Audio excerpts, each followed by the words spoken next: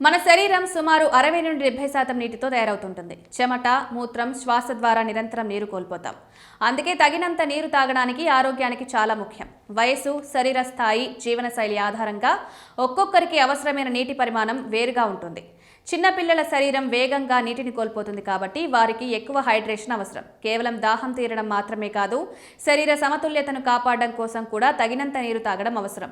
తక్కువ నీరు తాగడం అలసట, తలనొప్పి, జ్ఞాపక శక్తి తగ్గడం, మూత్రపిండాలు, మలబద్ధకం, హీట్ స్ట్రోక్ వంటి సమస్యలకు దారితీస్తుంది. ఎక్కువగా తాగడం వల్ల హైపోనాట్రేమియా, గందరగోళం, మూర్ఛలు, కండరాల నొప్పులు వంటి సమస్యలు రావచ్చు. కొంతమందికి విపరీత దాహం అనిపించవచ్చు, మరికొందరు అసలు దాహం అనిపించకపోవచ్చు.